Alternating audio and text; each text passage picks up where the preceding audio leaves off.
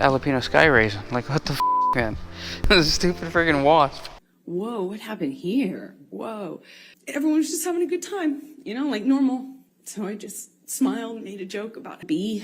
It just went away, you know? It was just a kind of a surreal experience.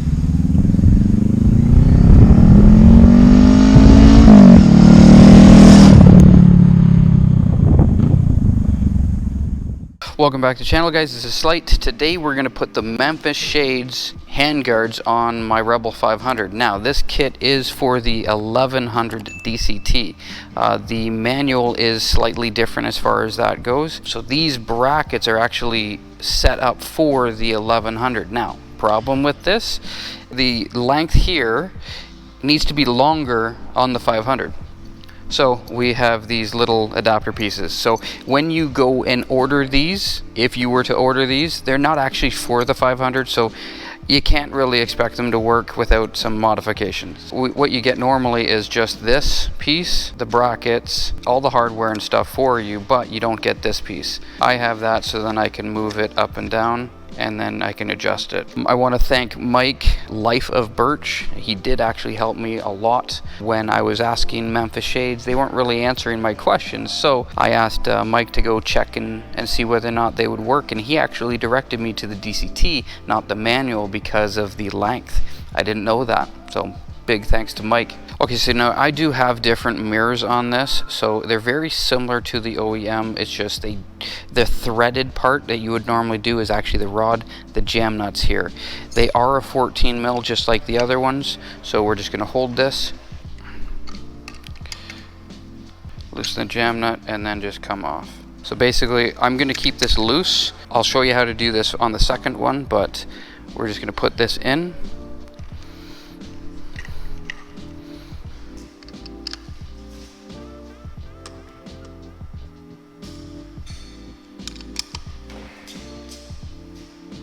So I ended up moving it so then this is below it because of where the brake was. So this is below, this goes up, and it looks like it fits pretty good. I'll do some final touches on this afterwards, but we can move on to the next side. These are a 7/16. They come tightened already with your washers and stuff.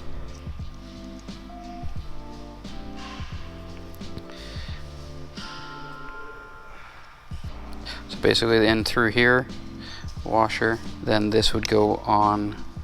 If you look, there's actually a collar there, so that collar would go sideways, and then you'd tighten it down and do that afterwards. We got to get both rubbers in.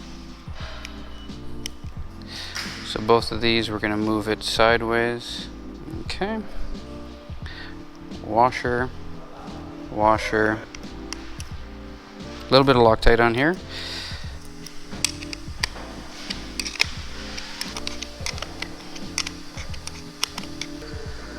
A little bit of Loctite on this as well.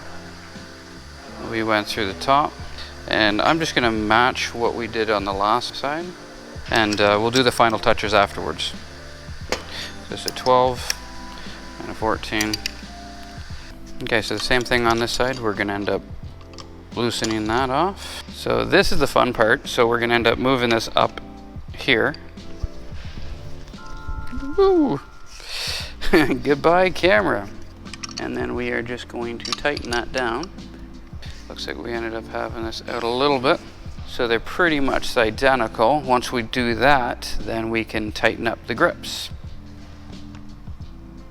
Okay, so there is slight adjustments that you do need to do. So I actually have this one above, the other side I have below. We're trying to make this work, but I'm not sure whether or not I can recommend this. I'd probably go with the universal set. This makes more sense to do the universal set. If you look at it, it's actually bent below this bracket, right? But on this side, it's bent above, right? So there's a lot more space here than there is